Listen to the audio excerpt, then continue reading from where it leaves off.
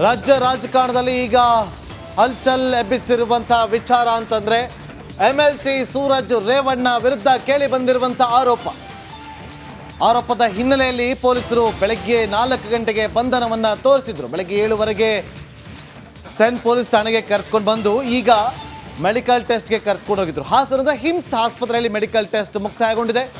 ವಾಪಸ್ ಪೊಲೀಸ್ ಠಾಣೆಗೆ ಸೂರಜ್ ರೇವಣ್ಣನ ಕರೆದುಕೊಂಡು ಬರಲಾಗಿದೆ. ಈಗ ಸೂರಜ್ ರೇವಣ್ಣ ಜೊತೆ ಸೂರಜ್ ರೇವಣ್ಣ ಪರ ವಕೀಲರು ಕೂಡ ಆಗಮಿಸಿದ್ದಾರೆ. ಆರೋಪಿ ಬಂಧನ ಆದ ಬಳಿಕ ಪ್ರಕರಣದಲ್ಲಿ ಆರೋಪಿಯ ಮೆಡಿಕಲ್ ಚೆಕಪ್ ಆಗುತ್ತೆ. ಮೆಡಿಕಲ್ ಚೆಕಪ್ ಅನ್ನ ಮಾಡಿಸಿದ್ದಾರೆ. ಹಾಸನದ ಹಿಮ್ಸ್ ಆಸ್ಪತ್ರೆಯಲ್ಲಿ ನೋಡಿ ಯಾವ ರೀತಿಯಾಗಿ ನಡ್ಕೊಂಡು ಹೋಗ್ತಿದ್ದಾರೆ ಅಂತೇಳಿ. ಹಿಮ್ಸ್ ಆಸ್ಪತ್ರೆಯ ಒಳಗೆ ನಡೆದುಕೊಂಡು ಹೋಗ್ತಾ ಇದ್ದ ಸಂದರ್ಭದ ದೃಶ್ಯಾವಳಿಯನ್ನ ಇಲ್ಲಿ ಗಮನಿಸ್ತಾ ಇದ್ದೀರಿ. ಈ ಪ್ರಕರಣ ಈಗ ರೇವಣ್ಣ ಕುಟುಂಬದಲ್ಲಿ ಬಿರುಗಾಳಿಯನ್ನ ಎಬ್ಬಿಸಿದೆ. ಕಿಡ್ನಾಪ್ ಪ್ರಕರಣದಲ್ಲಿ HD ರೇವಣ್ಣ ಬಂಧನ ಆಯಿತು. ಪೆನ್ ಡ್ರೈವ್ ಕೇಸ್ನಲ್ಲಿ ಪ್ರಜ್ವಲ್ ರೇವಣ್ಣ ಅರೆಸ್ಟ್ ಆಯಿತು. ಈಗ ಈ ಪ್ರಕರಣದಲ್ಲಿ ಮತ್ತೊಂದು ಸಲಿಂಗ ಕಾಮಕಾಂಡ ವಿಚಾರದಲ್ಲಿ ಸೂರಜ್ ರೇವಣ್ಣ ಬಂಧನ ಆಗಿದೆ.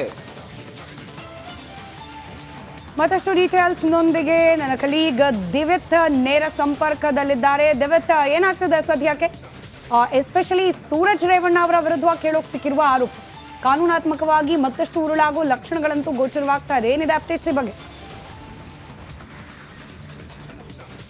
ಖಂಡಿತವಾಗ್ಲೂ ಸ್ಮಿತಾ, ಈಗಾಗಲೇ ಮೆಡಿಕಲ್ ಟೆಸ್ಟ್ ಅನ್ನ ಮುಗಿಸಿ ವಾಪಸ್ ಹಾಸನದ ಸೆನ್ ಠಾಣೆಗೆ ಸೂರಜ್ ರೇವಣ್ಣ ಆಗಮಿಸಿದ್ದಾರೆ.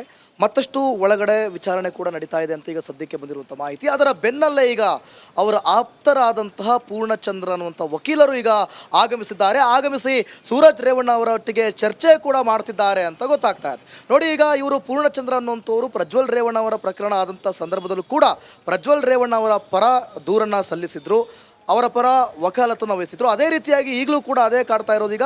ಅಂದರೆ ಕಂಡು ಬರ್ತಾ ಇರೋದೇನು ಅಂತಂದರೆ, ಈಗ ಸೂರಜ್ ರೇವಣ್ಣ ಅವ್ರನ್ನ ಬಂದು ಸೆನ್ ಪೊಲೀಸ್ ಠಾಣೆಯಲ್ಲಿ ಭೇಟಿ ಮಾಡಿ ಅವರೊಂದಿಗೆ ಈಗ ಸತತವಾಗಿ ಚರ್ಚೆ ಮಾಡ್ತಿದ್ದಾರೆ ಅಂತಂದರೆ ನಡಿ ಈಗ ಶುರು ಮಾಡೋಣ.